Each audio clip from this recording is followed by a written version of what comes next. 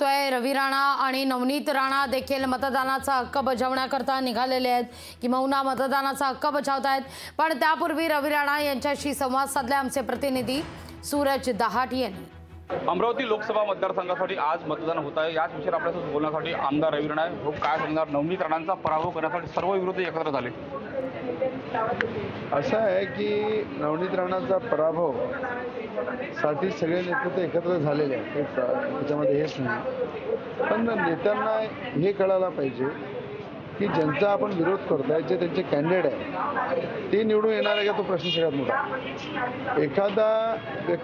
एखादा व्यक्ती उभा करून याला पाडतो म्हटलं तर या संविधानामध्ये जो बाबासाहेब आंबेडकरने अधिकार दिलेला आहे, जो व्यक्ती 5 वर्ष जनतेमध्ये राहतो, जनसंपर्कामध्ये राहतो, लोकांच्या हिताचे काम करते, ते लोकांना माहीत आहे। म्हणून कोणी अशा एकामेकाच्या साठगाठ करून जर खेळी खेळले तरी मला असं वाटते लोक सगळे समजतात।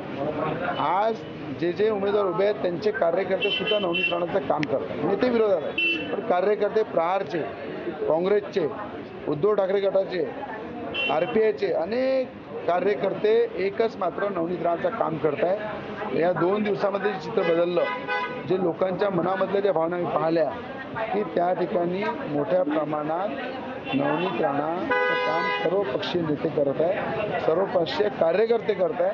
म्हणून 3 लाखापेक्षा जास्त मतांनी नवनीत राणा निवडून येईल। नवनीत राणा 3 लाखापेक्षा जास्त फरकाने ज्या निवडून येणार असा जो दावा आहे आमदार रवी राणाने केलेला आहे। सूरज दहाट, लोकशाही मराठी, अमरावती। ही थेट दृश्य आपण पाहतोय। नवनीत राणा यांनी आपल्या मतदानाचा हक्क या ठिकाणी बजावलेला आहे। रवी राणा यांच्या समवेत नवनीत राणा मतदान करण्याकरता मतदान केंद्रावर पोहोचलेल्या होत्या। बुलेटनं राणा दाम्पत्य मतदान केंद्रावर दाखल झालेलं होतं आणि आता नवनीत राणा यांनी आपला मतदानाचा हक्क या ठिकाणी बजावलेला आहे। इथे दृश्य आपण पाहतोय। लोकशाही मराठी, ऐका, पहा, जागरूक रहा।